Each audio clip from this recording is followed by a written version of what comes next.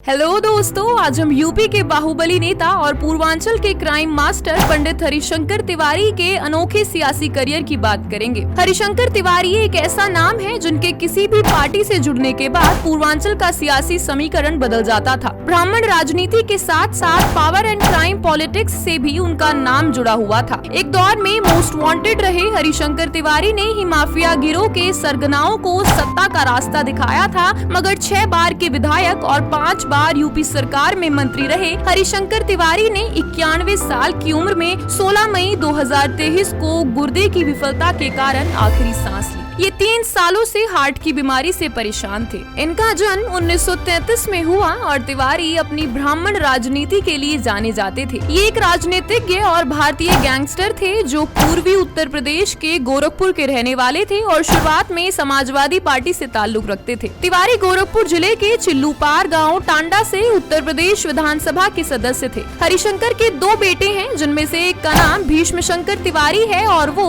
गोरखपुर के पश्चिम में संत कबीर नगर सीट से संसद सदस्य था, और दूसरा बेटा विनय शंकर तिवारी गोरखपुर से खड़ा हुआ, लेकिन 2,22,000 मतों के अंतर से यूपी के तत्काल मुख्यमंत्री योगी आदित्यनाथ से हार गया। फिर 2007 में वो 1,30,000 मतों से बलिया से भी एक चुनाव हार गया, मगर इसके बाद वो 2018 से 2022 तक चिल्लूपाड़ से विधायक रहा। इनका भतीजा गणेश शंकर पांडे महाराजगंज से विधायक था और इसके बाद 2010 में पांडे ने लगातार 4थी बार एमएलसी चुनाव जीता और विधान परिषद का अध्यक्ष बन गया। हरिशंकर तिवारी की जगह राजेश त्रिपाठी ने ली और उसके बाद गोरखपुर की 17वीं विधानसभा में विनय शंकर तिवारी फिर से चिल्लूपाड़ निर्वाचन क्षेत्र से जीत गया। हालांकि बाद में 2022 के उत्तर प्रदेश विधानसभा चुनाव में राजेश त्रिपाठी से हार गया। और अब इनके राजनीतिक संघर्ष की तो क्या ही बात करें, क्योंकि हरिशंकर तिवारी भारतीय राजनीति के इतिहास में जेल से चुनाव जीतने वाले पहले गैंगस्टर थे।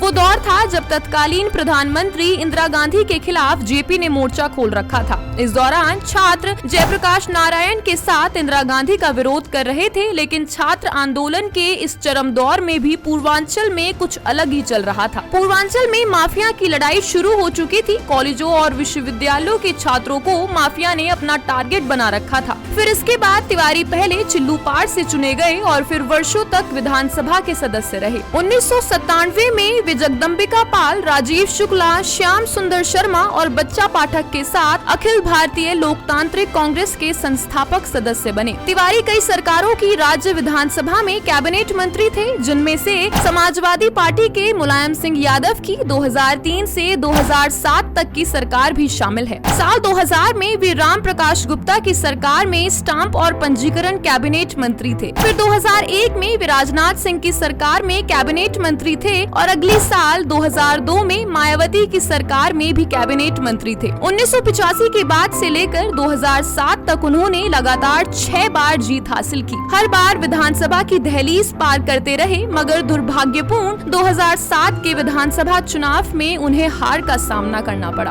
उनके समर्थकों का कहना है कि पंडित हरिशंकर तिवारी सिर्फ एक जाति या दल के नेता नहीं थे, बल्कि वे पूर्वांचल की आन बान और शान थे। उन्हें हम ब्राह्मण शिरोमणि और शेरे पूर्वांचल के रूप में भी जानते हैं। वे कभी किसी एक पार्टी से बनकर नहीं रहे। 80 के दशक में पूर्वांचल में सरकारी परियोजनाओं की शुरुआत होने के साथ ही माफिया और सरकारी ठेकेदारों में वर्चस्व की लड़ाई शुरू हो गई थी और कुछ ही सालों में गैंगवॉर शब्द पूर्वांचल की पहचान बन गया। वैसे तो वाराणसी और गाजीपुर माफिया का बड़ा केंद्र रहा है, लेकिन इसकी शुरुआत गोरखपुर से हुई, जिसमें सबसे पहला नाम हरिशंकर तिवारी का आया था, क्योंकि जब कभी सत्ता के अपराधीकरण की चर्चा होती है, इनका नाम जरूर लिया जाता है। तो ये था 1985 में जेल में रहते हुए विधानसभा चुनाव जीतने वाले और यूपी की सियासत में तहलका मचाने वाले मोस्ट वांटेड हरिशंकर तिवारी का आपराधिक राजनीतिक जीवन। ऐसे ही धाकड़ और भारतीय राजनीति को बदल कर रख देने वाले राजनेताओं के बारे में जानने के लिए देखते रहिए आप सभी का चैनल आर पॉलिटिशियन।